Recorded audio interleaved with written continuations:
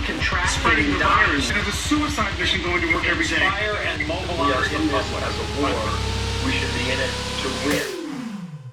Do you find yourself spending a lot of time focusing on what's happening in the world?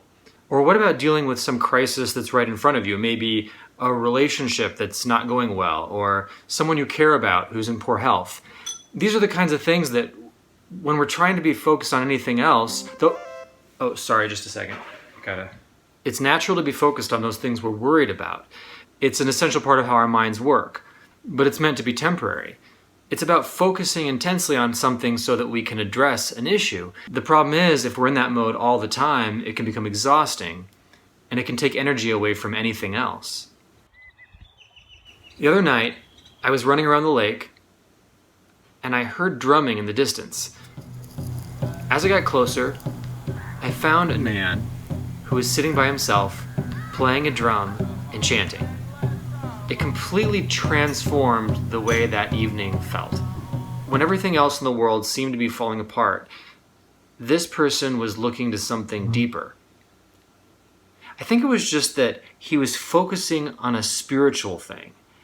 Even though I couldn't understand what he was saying, it felt as though he were offering a blessing for the park. And it just changed the whole atmosphere.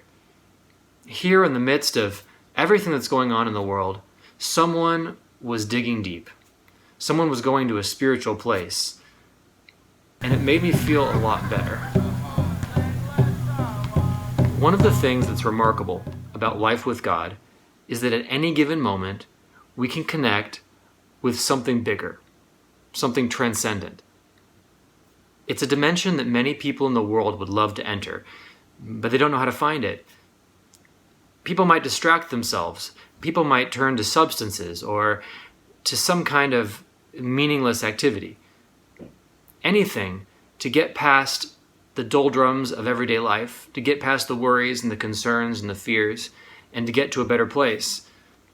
As Christians, we have something we can go to that's real and lasting. When Jesus walked the earth, he would often withdraw. People might have found it strange that he would sometimes disappear to go up on a mountain. But of course, thousands of years before Moses went up on the mountain to interact with God and to receive the Ten Commandments, Jesus also had this remarkable ability to walk on water, meaning he could end up on the other side of a lake when no one expected him to be there, or show up for his disciples who were in the middle of the lake during a storm. I always kind of wondered, why are there these stories of him being present but also being away? And I wonder if it's to communicate this idea that while Jesus is with us, he's not only here. He's also connected to something far bigger. On that night when I was done with my run, I took some extra time at the park to listen to the frogs by the creek, to notice the way the water lapped up against the rocks. I realized that there were so many things around that I hadn't noticed because I was heading in a particular direction. I wonder how many times life is like this, that there are so many things that happen that we fail to ever notice, or how many times we badly need to enter the dimension where God's Spirit is full and rich, and yet we fail to do so because we're distracted by the things that are directly in front of us. Here's the amazing thing about following Jesus. The same Spirit he was able to use to connect to God, he also shared with us. We also are able to connect to something far beyond this world that we're in. There is so much happening around us.